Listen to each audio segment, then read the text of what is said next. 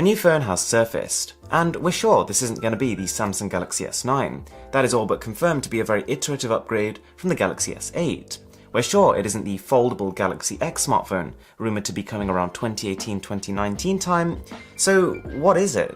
It is a bezel-less smartphone, but not in the way the term is traditionally used to describe phones with an 85% screen-to-body ratio, nor is it going to be a 90% screen-to-body ratio.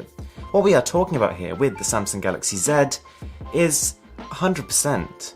So the company recently filed a patent on 30th of November 2017, and it details almost exactly how they're going to plan to go about making this device. They're going to have so-called bent areas, which are going to be all four sides of the phone, and then curved areas on all four corners.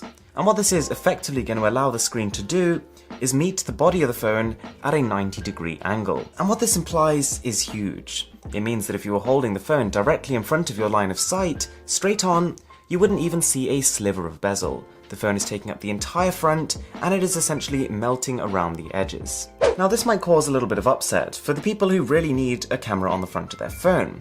But actually we've seen a couple of reports which have suggested the camera module could be underneath the display, and work in a way such that when you open the camera application, the pixel sitting in front of the camera module could switch off, and the camera would use a software algorithm to correct for the distortion caused by the display in front. Now speaking of the display and what it's going to do, as well as becoming physically larger, it's also likely to play a larger role in the smartphone itself.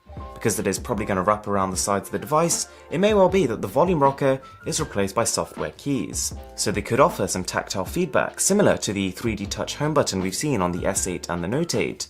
That would work really well, we wouldn't have to worry about broken keys again, and if you really wanted a hardware physical power button, that could be mapped to the rear of the phone. We could well be having a fingerprint scanner built into the display of the phone, and by the time this smartphone is predicted to release, that technology will very much be available. Now of course, a design like this does come with some complications.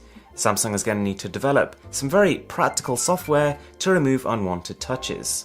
Obviously when you hold a smartphone, when you palm it with a hand, some of your fingers are naturally going to rest on the side of the phone. However, this isn't impossible. We've seen Apple with the iPads has developed very good palm recognition software. A lot of the time when you're using an iPad and one of your thumbs is stretching 2-3 inches into the display, it is very good at ignoring that. The earpiece also needs to be considered. It could very well be a tiny cutout towards the top of the smartphone.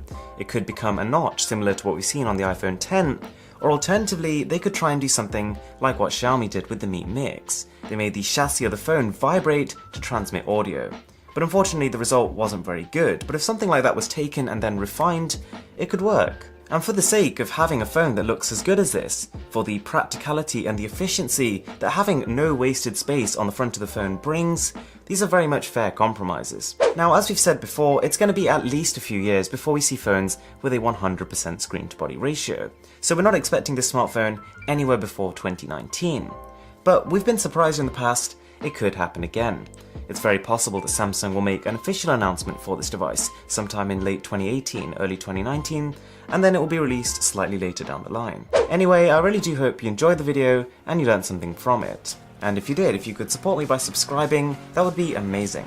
With that being said, my name is Aaron, this is Mr. Who's the Boss, and I'm signing out.